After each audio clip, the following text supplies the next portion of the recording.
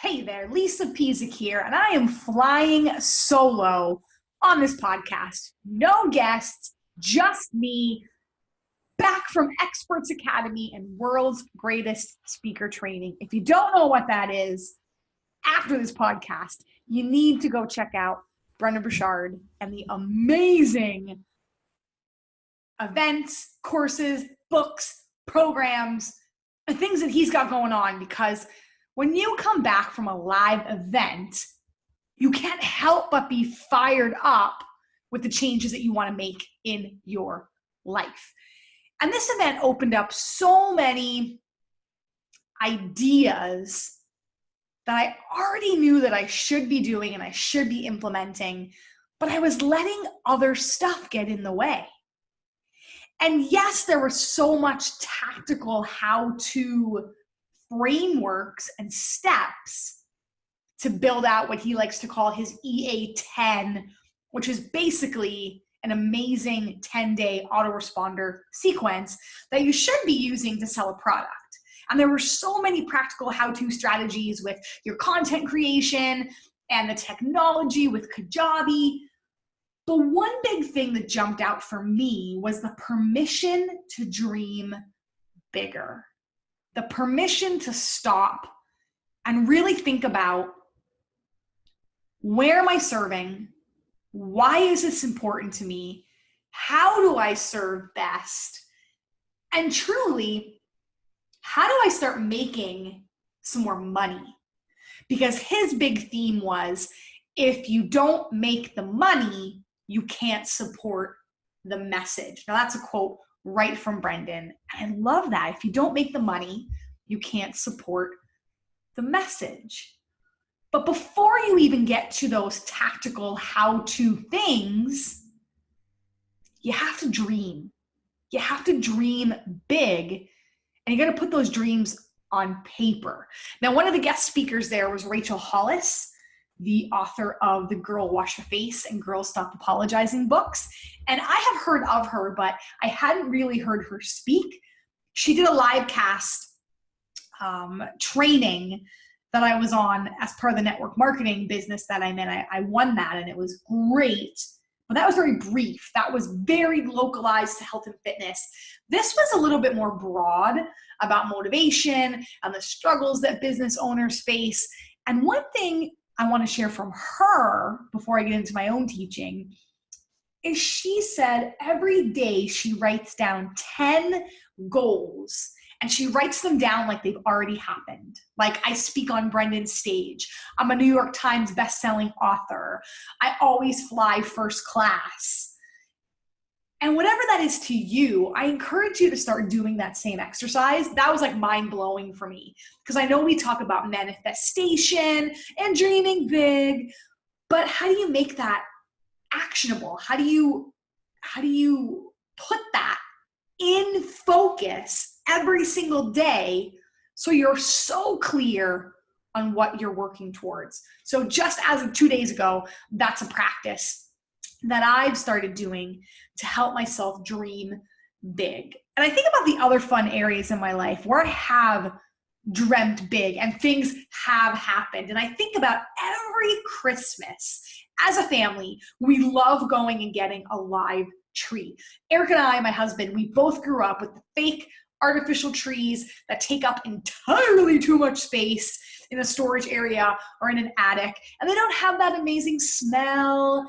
And we've just always wanted live trees around Christmas time because we're all about the experience. So we decided, once we were together and we were dating and we got married, and now that we have our little guy, that cutting down the good old-fashioned Pezik family Christmas tree was going to be something we did every single year.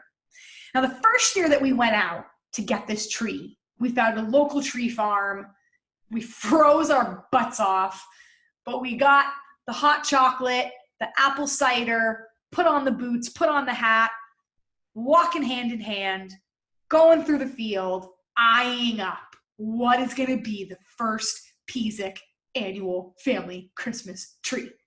And of course, everyone that I was going up to, I'm like, this one, how about this one? How about this one?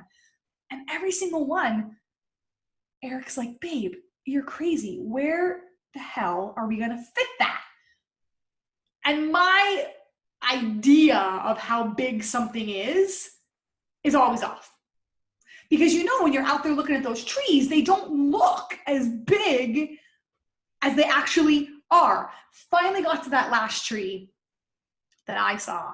And it was like, if you've ever watched National Lampoon's Christmas Vacation, where they're out there hiking and they find the tree and it's like the light from heaven shines down on it. And they're like, this is the one. That's what happened for me. I had that moment. I turned around, I saw it there, and I'm like, this is the first Pezik family Christmas tree. Eric's like, all right.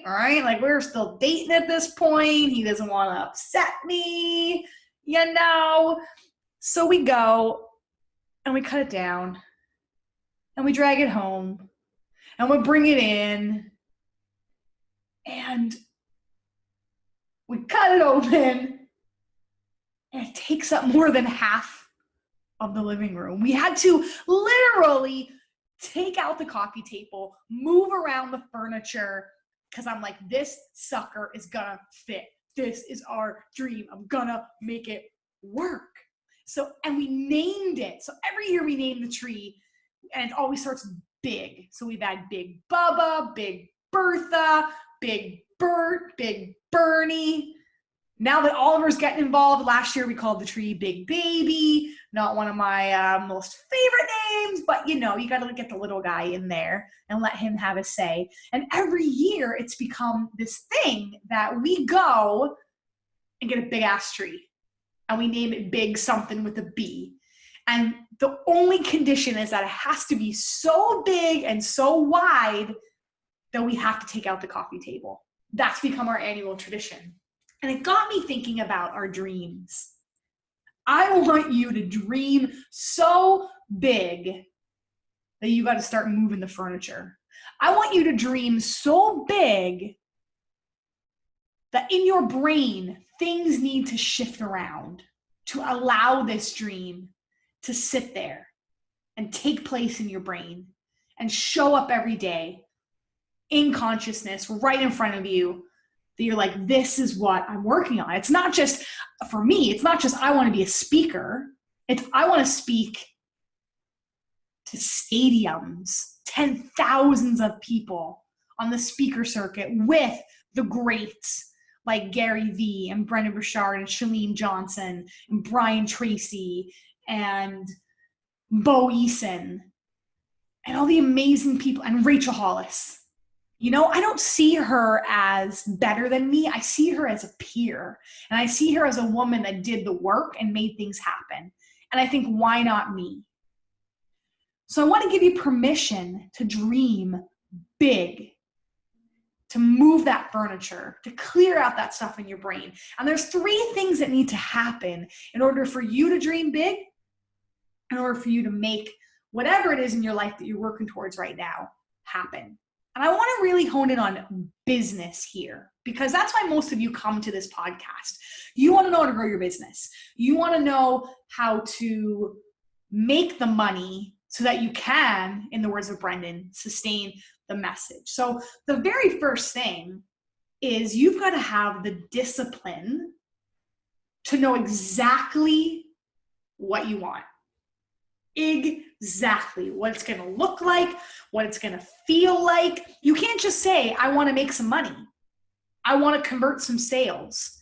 You need to say, I want 20 clients to buy my Online at 9 course in November.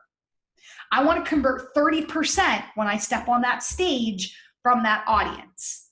I want to make $10,000 next week. It's got to be so clear exactly what you want. And it's got to be big, right? So many times we downplay. We're like, yeah, I'd like to go speak in front of someone. I'd like to sell from a stage. I'd like to make some money. Go big. Aim high. That's what my mentor, Bo Eason, taught me. Is he always says, people always want to know how to get to that next level. And for him, he says, it's not about the next level. I don't want to get to the next level. I want to get to the top. Why would we worry and feel like we need to slug through level after level after level after level and hustle and hustle and hustle and hustle? Why not just dream big, do the right things, and go and just let that ship and that sucker take off? But you got to get so clear, and you got to know exactly what that is that you want without judgment that you want to happen. Number two, once you're like, this is exactly what I want, you must block the time to do that every single day. Every single day, I am writing, I am speaking, and I am either doing outreach to obtain clients that I can coach, or I'm coaching clients in business. I'm strategizing with them. We're helping them build out their tech and launch their products and programs. Every single day, I'm writing, speaking, strategizing, or trying to get people to strategize and people to hire us. That's it. That's my message that is so clear, because I want to be a New York Times bestselling author. I want to speak on stages. I want to have $1 million business. So those are the three necessary things that need to happen every single day. And every single day you can go into my calendar and you can see exactly when I'm going to speak, exactly when I'm going to write, and exactly when I'm going to coach. And no, it's not always at the same exact time, in the same exact spot, with the same exact cup of coffee. Some days are crazy and hairy and scary and wild. I'm still working on contract as a nurse educator, so I've got commitments there. We've got our little guy, like today happens to be Halloween when I'm shooting this podcast. So I had to get him up and get him ready for school and have his snacks ready and the whole bit. That, yes, even though that time is blocked in my calendar, it doesn't mean that it's blocked very calculated at the same time every single day. All I'm trying to say is make the discipline to do it, though, that it's so important to you.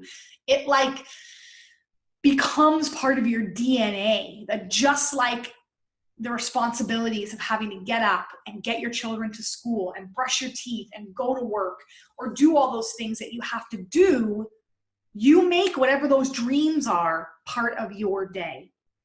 And then number three, this is the hardest one that I find and that I'm currently struggling with. You got the goal, you're doing the thing. Be open to feedback. Be open to people who are one step ahead of you, or maybe they're miles ahead of you, but they're willing to tell you what to do. They're willing to give you feedback. They're willing to say, hey, do this, not this. I really like this, but this doesn't make sense. This was really clear, but I'm not sure about that. Now, there's lots of people out there that will criticize you. People that aren't doing what you're doing. Yeah, you're going to go speak and people are going to say, I didn't like that. You're a terrible speaker. You're going to write and people are going to say you're the worst writer in the entire world. People are going to say, I don't think you're a right fit for me. I'm not picking up what you're putting down. They're not your peer. They're a consumer. They're a spectator. And I'm not saying that you should completely discount what they have to say, but you don't need their feedback to validate what you're doing. You should still be doing writing, speaking, coaching, whatever it is that you're doing. Do it anyway because you love it. But people that are in your industry and are having success and have what you want, take that feedback, look at it, and yes, you get to decide whether you keep it or you throw it away. I know criticism is not easy to hear. I grew up as a people pleaser. I grew up trying to make everybody happy. I wanted everybody to like me and everybody to think that I'm the greatest thing since sliced bread, but that's just not going to happen. And the first couple times you put things out there, people aren't going to love it. And they're going to say, this needs to improve. And that's just part of the job. That's just part of the process. You know, sometimes we don't think about entrepreneurship or business ownership or being a coach or whatever it is that we do. We don't think of it like a profession. You know, you go to work if you worked in corporate America, or you work a 9 to 5, or you work as a shift worker, there were always performance appraisals and orientation appraisals and feedback. And I know we got those annually in all the jobs that I worked in, and you were measured, and people said, this was great, you did great with this. Bosses said, we love this about you, but these are your areas for improvement. Like, oh, when you go for a job interview, they say, what are your strengths? What are your weaknesses? We all have weaknesses, and we all have areas where we're learning and we're growing. So be open to that. Don't close your ears off to someone that's willing to help you, and they're in they're peer-to-peer with you, or they're a few steps ahead of you. Listen to that. Take stock in that. Get over that. It's all about you and how perfect you are and how wonderful you are. There's always room for growth. And again, remember, we're not going for next level stuff. We're going to the top with big dreams. So you got to have thick skin when you're an entrepreneur. You got to have thick skin in this business. And you got to have a plan of what to do when somebody gives you that feedback, whether they're 100% right and you're like, damn, or they're 100% wrong. They just felt the need to tell you that, and you're not going to go and implement anything that they tell you. You can't let it derail you, and you can't let it stop you. Could you imagine if the first time we went and got that Christmas tree and we tried to put it in the house and we had to move the furniture like we did, and I was like, forget it. This is a terrible experience. I now have to rearrange the house, and it's already got a whole bunch of stuff in it. It's decorated for Christmas, and it's too much effort. It's too much work. Forget it. Let's just buy a fake tree and call it a day. I think about how many memories and experiences and fun I'd miss out on if we weren't able to spin that and laugh about it and make a tradition around it and create a whole thing around it. So what are you going to do when somebody gives you criticism, whether it's true or not? Somebody gives you feedback and it's true or not. Are you going to let that derail you from your dream? Or are you going to have a plan in place about what to do with that? So for me, if it's something that I'm like, frick, they're right. I go and I take action, I implement, I go and I change it. Exact same thing happened today. Somebody looked at my website. I'm trying to get on her stage as a speaker. And she's like, it's not clear. It's all about you. And I don't like it. And my first gut reaction was to get my back up and be like, it's not all about me. You don't know about me. You don't know what I'm trying to do. What do you mean it's not clear? She wasn't attacking me. She was attacking the way how some of the copy was written on my website. And I'll admit, I'm so good at writing copy for everybody else. When it's your own stuff, you struggle, which is the reason why you need outside mentors and why you need help and you need outside eyeballs looking at things. You know, when I sat down, I said, is this true? And I was like, she's right. On a few of these things, I could make this sound a little bit better. Just small little, simple tweaks. And then the second thing I did, I reached out to my peers. I reached out to my mastermind group and I said, look, this is the feedback I got. This is what I did with it. This is what I think is true. Here's where I agree. Here's where I don't agree, but I still appreciate her giving me your feedback. And I said, I'd rather be out there. I'd rather be in the ring getting beat up than sitting on the couch and being a spectator, because I'm going to be a champion one of these days. And all those punches and everything that we take day in and day out is going to be worth it. And I'm glad that I'm going for it. I'm trying and I'm learning and I'm mastering it, just like many of you are doing. I might be a few steps or a few miles ahead of you, but it's only because I allowed myself to get in the ring and get beat around and put myself out there for criticism. When you put yourself out there, you've got to take the bad that comes with the good. And you've got to realize that if the quote unquote bad is coming from someone that's in your industry and they get it and they're having success and they're doing it, it's really coming from a good place because they want you to be better. They're sizing you up. And that just goes along with the job if we think about entrepreneurship as a quote unquote job. So that's part of the process. So I want you to dream big. What do you want? We're getting towards the end of the year and 2019 is just around the corner.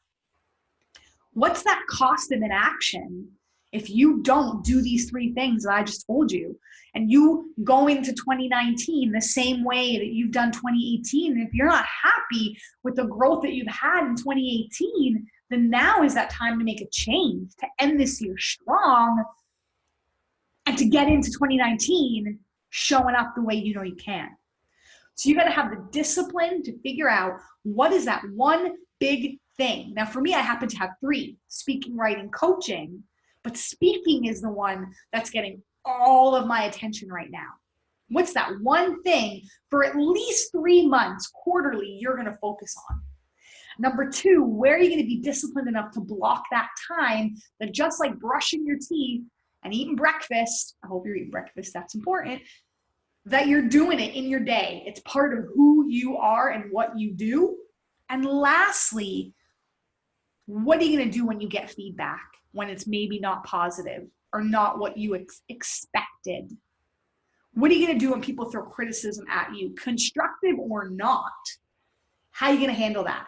Because you cannot let that derail you from your future joy, from your future memories, from your future contribution, from your future message.